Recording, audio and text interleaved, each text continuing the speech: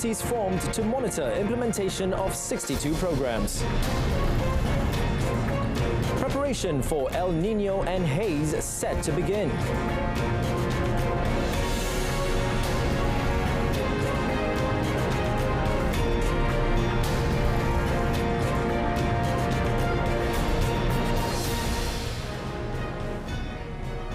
Good evening and Salam Malaysia Madani. You're watching Malaysia Tonight. My name is Daryl Baptist. Deputy Prime Minister Datuk Seri Dr. Ahmad Zahid Hamidi has instructed for several committees to be set up to monitor the implementation of the 62 programs under the Ministry of Rural and Regional Development, or KKDW. Datuk Seri Dr. Ahmad Zahid, who is also the Minister of Rural and Regional Development, emphasised that the formation of these committees would not solely contribute to the attainment of the aims and objectives of the programs concerned, but would also guarantee they are conducted with integrity, reliability and accountability. Saya ingin mengajak kita semua untuk bersama-sama bagi melaksanakan amanah sebagai peneraju pembangunan desa ini. Saya mahu dalam bulan Julai nanti kita akan adakan semakan semula pelaksanaan 62 program yang telah saya sebutkan tadi, dan saya mahu apa juga yang kita fikirkan tidak hanya tersemat di dalam minda, tetapi kita perlu memastikan proses pelaksanaan itu dibuat sebaik-baiknya. Dari situ kita akan dapat menyusun semula keutamaan program agar lebih memberi impak kepada rakyat. Speaking at the KKDW monthly assembly today, he said the 62 programs were formed during the recent Ministry's Retreat program. It involves brainstorming at various levels from the Ministry's senior officers as well as academicians. A meeting will be held on the 22nd February in Putrajaya to discuss the country's preparation for the effects of El Niño and haze. Natural Resources and Environmental Sustainability Minister Nik Ahmad said the meeting would involve various ministries and agencies, including the Ministry of Health, the Ministry of Education and the Ministry of Youth and Sports. Bila El Niño dia lebih kering dan lebih panas, kebetulan juga kita ingat tahun lepas pun sudah mula El Niño, dan tahun lepas merupakan tahun terpanas yang ada rekod lah dalam sejarah dunia. Jadi kita akan adakan satu mesyuarat yang biasa kita adakan, iaitu tentang cuaca panas dan kering, yang mana kita akan melibatkan pelbagai kementerian dan agensi. He said this to reporters after attending a dialogue session on the post-28th meeting of the Conference of the Parties, or COP, to the UN Framework Convention on Climate Change, UNFCCC, and the National Climate Change Bill today. Malaysian Meteorological Department Director General Muhammad Helmi Abdullah was reported as saying today that the El Niño phenomenon, with strong intensity currently affecting the world, is expected to continue until the middle of this year. He said the phenomenon started in the middle of last year and can continue for up to 18 months. Meanwhile, Nik said the ministry also held discussions on measures to overcome the problem of peatland fires and transboundary haze with the parties involved, including from Indonesia. A total of 233 projects will be undertaken by the Works Ministry, also known as KKR, this year. Minister Datuk Seri Alexander Nanta Linggi said the projects consist of 38 new projects, 181 existing projects, as well as 14 maintenance projects. Protokoll penyelenggaraan yang diluluskan menerusi Belanjawan 2024 adalah sebanyak 2.8 bilion ringgit, dan jumlah ini adalah pertambahan 1 bilion ringgit berbanding tahun lalu. Kementerian Kewangan juga telah berbesar hati meluluskan sejumlah 30 juta ringgit untuk diagih kepada 115 juruterus daerah dengan diagihkan 200,000 setiap daerah bagi menangani segera aduan kerosakan kecil dan luar jangka di Jalan Persekutuan. Meanwhile, Datuk Sri Alexander also informed that the My Jalan application will have its usages expanded. Aside from a local complaint platform, it will also serve as a monitoring platform towards the implementation and progress of concession works. At the same time, Datuk Sri Nanta informed that the Works Ministry will ensure the construction of the Sarawak Pan-Borneo Expressway, or LPB project, can be completed this year. He said the work progress of the project has reached 98.91%. Elaborating further on the matter, the minister said some changes needed to be made to the design because of soil problems at the locations involved, which is why the work progress of the project has yet to reach 100%. In another development, Datuk Sri Nanta said the West Coast Expressway, or WCE, involving the Perak alignment is scheduled for opening next month. It will serve as an alternative route for the North-South Expressway, or Plus Highway, especially to reduce congestion during the festive season. He said these mega projects will also help boost the country's economy and development. Datuk Sri Nanta gave the update during a press conference after delivering his New Year mandate and monthly assembly with the ministry's staff at the Public Works Complex at the Federal Capital. Transport Minister Anthony Lok today said that there are no plans to extend the Sultan Azlan Shah Airport, also known as LTSAS, at the moment, as the current upgrading plan is to optimize existing space. Lok said that there is no conclusive plan at the moment to develop the airport into a bigger facility. He said the cost for the optimizing and upgrading work is about 8 million ringgit, which will be fully borne by Malaysia Airports Holdings Berhad, or MAHB. They will optimize the current space. So optimization plan will be executed within this year. So to increase the movement of passengers and to increase more immigration counter and check-in counter, so that it can be more utilized in terms of space and hopefully can give a better experience for passengers. So this will be done immediately this year. In fact, a tender process has been initiated. He said this to reporters after launching the Kereta Api Tanah Melayu Berhad, or KTMB, open payment system at the Ipoh railway station. Lok also said that he had met with MAHB this morning and discussed the upgrading plans, which will be executed immediately within this year. On new flights to Ipoh, Lok said the ministry is still working on bringing more flights. Meanwhile, on the open payment system, Lok said it is now available at 80 stations in the Klang Valley and Northern region. He said the system enables passengers to make payments using debit cards, credit cards and e-wallets at automated control gates, with transactions completed within 1 to 5 seconds. Ini merupakan satu usaha yang baik. Namun begitu, ini hanya untuk komuter. Dia tak termasuk ETS. ETS tak termasuk. Sebab ETS kita ada kios di stesen-stesen, tetapi ETS juga boleh membayar, boleh membeli secara online, online system. ETS mengapa dia tak boleh buat untuk open payment system ini di country, sebab ETS ada tempat duduk yang dihaskan. So dia perlu ada jumlah penumpang yang tetap. Also present was KTMB Chief Corporate Officer Suhaimi Yaakob.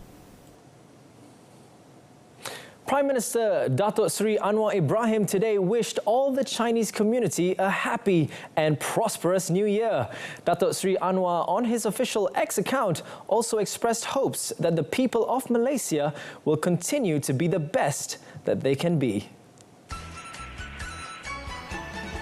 Elaborating further on the matter, the Premier said the Year of the Dragon, according to the Chinese zodiac, means strength and charisma, as well as creativity and confidence.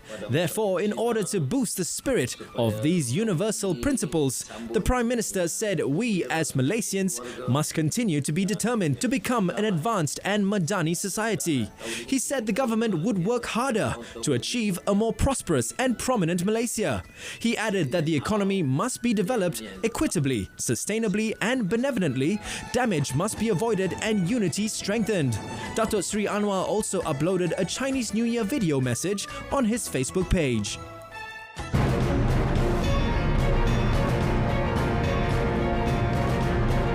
And coming up, Malaysia, Indonesia to strengthen oil palm collaborations.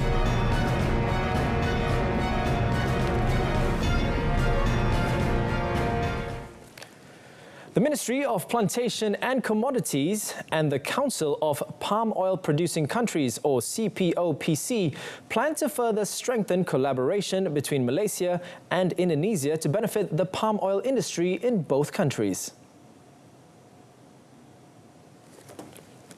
Following a visit from the CPOPC today, Plantation and Commodities Minister Datuk Seri Johairi Abdul Ghani said that the matters discussed including disseminating information to the world on the high standards in palm oil production in Malaysia and Indonesia.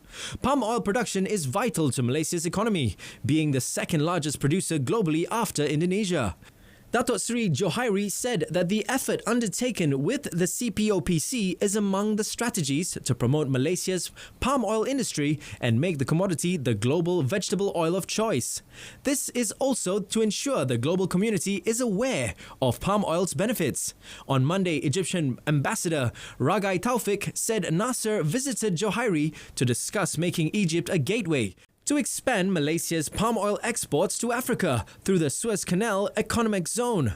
The minister said the governments of both countries are exploring a partnership in marketing palm oil products with the involvement of private players. Malaysia's wholesale and retail trade recorded a sales value of 143.9 billion ringgit in December 2023, according to the Department of Statistics Malaysia, also known as DOSM. In a statement today, the department said wholesale and retail trade sales value for the fourth quarter 2023 recorded a total of 428.8 billion ringgit, bringing the whole year's total sales to 1.7 trillion ringgit.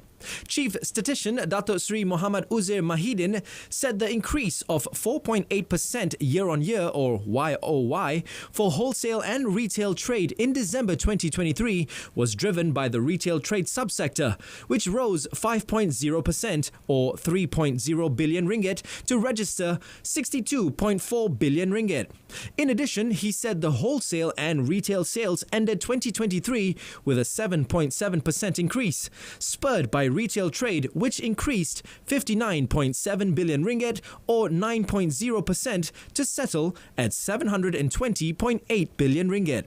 In a separate statement, DOSM said Malaysia's volume index of wholesale and retail trade registered a growth of 4.2% YOY in 4Q 2023 to reach 153.1 points, bringing the overall performance for 2023 to 5.6%. The chief statistician said the increase was attributed to the motor vehicles subsector, which soared 9.8%, followed by wholesale trade and retail trade, which increased 4.6% and 2.9% respectively. He added that for a quarter-on-quarter comparison, volume index edged up 0.8%, supported by motor vehicles, which grew 3.7%. Meanwhile, Malaysia's Industrial Production Index, also called IPI, for 2024 is expected to grow 3.7% on the back of the recovery in external demand and global manufacturing activities. MIDF research said that 2023's moderate IPI growth, expected to be at 1.1%, was due to the weakness in the trade-oriented industries. For 2024, the research house foresees IPI to grow stronger at 3.7% against 1.1% in 2023, while continued growth in domestic demand will also support IPI growth this year. MIDF is also optimistic looking at the stabilization in manufacturing activities in January 2024, as reported by the recent Purchasing Managers Index PMI reports. There are concerns as well that IPI growth in 2024 might be weighed down by downside risks, such as sluggish economic recovery in China and possible recession in the United States. The research house noted that, moreover, companies may relook at production plans if global trade activities are affected by worsening geopolitical tension and disruptions to trade flows. In line with Malaysia's weaker export performance, MIDF research said the IPI for export-oriented sectors continued to fall faster, contracting 4.1% YOY in December 2023, which was the 7th straight month of decline and the steepest contraction in the post-pandemic period since the recovery in June 2020. Malaysia's manufacturing sector is expected to see a robust recovery in the second half of 2024 or 2H24, and the manufacturing index is forecasted to expand 4.6% this year.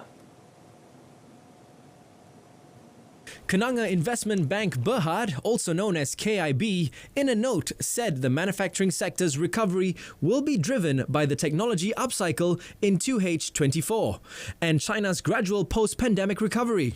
The bank also expects the gross domestic product or GDP growth to expand further to 4.9% this year. Kerana Investment also maintained their GDP growth projection for the fourth quarter or 4Q of 2023 at 3.7%. Compared to 3.4% advanced estimates by the Department of Statistics Malaysia, also known as DOSM. Meanwhile, in a separate note, Public Investment Bank Berhad anticipates improved growth prospects for the industrial sector in 2024. The research said in 2023, the manufacturing and mining sectors demonstrated modest expansions of 0.7% and 0.8% respectively, while the electricity sector experienced a growth rate of 2.5%. The manufacturing sector declined to minus 1.4% year-on-year in December compared to minus 0.1% in November. Meanwhile, the electricity sector grew by 4.6% in December compared to 4.3% in November. The Malaysian rubber market extended mixed for the third consecutive day today amid a downtrend in regional rubber futures markets. A dealer said further losses, however, were capped by continuous gains in benchmark crude oil prices. Commenting further on the matter, while speaking to a media agency, the dealer said oil prices edged slightly higher today as the rejection of an Israel-Hamas ceasefire deal pointed to continued unrest in West Asia, although weak economic signals from China put a lid on gains. At home, the Malaysian Rubber Boards or MRB price for standard Malaysian rubber SMR 20 was down by 1.0 sen to 713.0 sen per kilogram or kg, while latex in bulk remained unchanged at 676.5 sen per kg. At 5 p.m, the MRB's reference price for physical rubber SMR 20 stood at 715.5 sen per kg, while latex in bulk was at 678.5 sen per kg. The Kuala Lumpur rubber market will be closed tomorrow, February 9th, and Monday, February 12th, in conjunction with the Chinese New Year celebration. The market is expected to resume operations on 13th February. Bank Negara Malaysia's or BNM international reserves amounted to 114.8 billion US dollars as at 31st January this year. The central bank said the reserves position was sufficient to finance 5.4 months of imports of goods and services and was 1.0 times the total short-term external debt. Commenting further through a statement released today, BNM said the reserves level has taken into account the quarterly foreign exchange revaluation changes. The main components of the reserves were foreign currency reserves, which stood at 102.2 billion US dollars, followed by International Monetary Fund reserves, 1.4 billion US dollars, special drawing rights or SDRS, 5.8 billion US dollars, gold at 2.6 billion US dollars, and other reserve assets, 2.8 billion US dollars. Total assets stood at 632.12 billion ringgit, comprising gold and foreign exchange and other reserves, including SDRS 527.17 billion ringgit, Malaysian government papers 13.01 billion ringgit, deposits with financial institutions 1.23 billion ringgit, loans and advances 24.41 billion ringgit, land and buildings 4.13 billion ringgit and other assets 62.18 billion ringgit. BNM said capital and liabilities comprised paid up capital 100.0 million ringgit, reserves 187.03 billion ringgit, currency in circulation 166.71 billion ringgit, deposits by financial institutions 169.29 billion ringgit, federal government 5.08 billion ringgit and others 38.99 billion ringgit, Bank Negara papers 31.68 billion ringgit, allocations of SDRS 29.74 billion ringgit and other liabilities at 3.52 billion ringgit. Malaysia's economy is expected to grow between 4 and 5% in 2024, boosted by domestic spending and foreign direct investments, also referred to as FDIs. According to Inter-Pacific Asset Management Chief Economist and Fund Manager Datuk Dr. Nazri Khan, the relentless effort by the current government to bring in more foreign investment is also an indication that global investors have increased their confidence in Malaysia, which bodes well for the domestic markets. He said the government remains committed to its economic reform efforts to attract high-value investments through catalytic blueprints and initiatives under the Madani Economic Framework, the National Energy Transition Roadmap or NETR, and the New Industrial Master Plan 2030 or NIMP. On inflation, Dr. Nazri anticipates a slight rise in the cost of goods and products due to the subsidy rationalization, which could have some impact on inflation. With a lower inflation rate position currently, the chief economist noted that Bank Negara Malaysia, or BNM, is expected to remain neutral in its monetary stance for 2024. He said the central bank would not remain static in its decision should the landscape change, and he believes a wait-and-see strategy could be implemented before any decisions could be reached specifically on the overnight policy rate, or OPR. Singapore is likely to focus on cost of living issues and employment in the government's budget next week, as sticky inflation, slow growth and geopolitical uncertainties hang as key concerns for the trade-reliant economy. Economists project the fiscal position to be expansionary, with the Development Bank of Singapore Limited, or DBS, expecting an overall fiscal deficit of 0.4% of GDP and UOB estimating a deficit of 1.2%. They also expect the fiscal year ending 31st March to clock a modest surplus instead of the original shortfall of $0.4 billion or 0.1% of GDP due to buoyant tax revenues. The budget will be announced on 16th February by Finance Minister Lawrence Wong, who is also set to be Singapore's next Prime Minister. Inflation in Singapore has fallen from its peak of 5.5% early last year, but remains higher than pre-pandemic levels at 3.3% in December. Its economic growth plunged from 3.6% in 2022 to 1.2% in 2023. The city-state's 5.9 million people are also dealing with a 1 percentage point hike in sales tax that started this year, and an upcoming scheduled increase in water tariffs. This budget comes ahead of a planned leadership transition, with Prime Minister Lee Hsien Loong saying he will hand over the reins to Wong before November this year. The Indonesian Industry Ministry has targeted to support local halal certification for 1,250 small industries by 2024 as an effort to increase their competitiveness in domestic and international markets and also support inclusive national economic growth. The ministry's acting Secretary General Putu Juli Ardika noted in a statement from his office that in the last 3 years, the ministry's Halal Industry Empowerment Centre, PPIH, has supported halal certification for 3,095 small industries by using both regular and self-declaration schemes. He also revealed that this year, the ministry plans to provide halal certification facilities to small industry players, including applying for halal certificates and providing halal supervisor training for prospective small industries receiving the facilities. Ardika expressed hope that halal supervisor training would help small industries to become halal human resources that will oversee the implementation of the Halal Product Guarantee System, or SGPH, in industrial companies. He stated that at the end of 2023, the release of the State of the Global Islamic Report showed Indonesia's position in third place for halal economic development, up 1 ranking as compared to the previous year.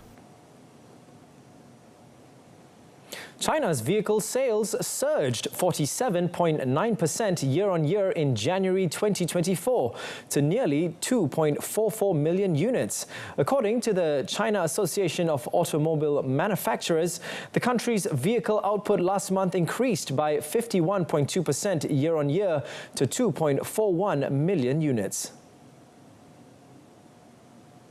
Specifically, passenger car output and sales stood at 2.08 million units and 2.12 million units, up 49.1% and 44% year-on-year, respectively, according to data released by the association.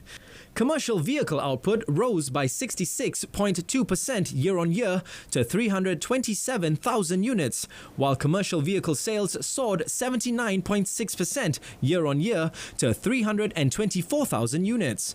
The new energy vehicle, or NEV, sector maintained fast growth momentum last month. The country's NEV output reached 787,000 units, climbing 85.3% compared with a year earlier. NEV sales rose 78.8% year-on-year to 729,000 units.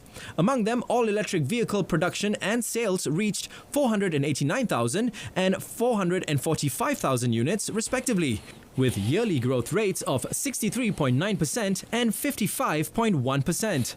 Total vehicle exports amounted to 443,000 units in January, and an increase of 47.4% year-on-year. NEV exports rose 21.7% year-on-year last month to reach 101,000 units, the data revealed. Asian stocks ended mixed today as a caution crept in before the Lunar New Year holidays. Treasuries were unchanged and the dollar moved in a tight range amid Fed rate cut uncertainty. Gold edged down slightly, while oil prices rose for a fourth straight session after Israel rejected a ceasefire offer from Hamas. Chinese shares ended a choppy session sharply higher, heading into the Lunar New Year break. There was some positive reaction after Beijing appointed a veteran regulator as the new securities watchdog head. With prospects of support measures from authorities boosting sentiment, traders shrugged off disappointing inflation data. China's consumer prices fell last month at the fastest pace since 2009, and producer prices declined for a 16th month in January, underscoring the threat of deflation in the world's second largest economy and fueling expectations of further monetary easing. And that concludes this edition of Malaysia Tonight. In our top story, committees formed to monitor implementation of 62 programs. Till then, I'm Darryl Baptist. From the river to the sea, Palestine will be free. Thanks for watching. Good night.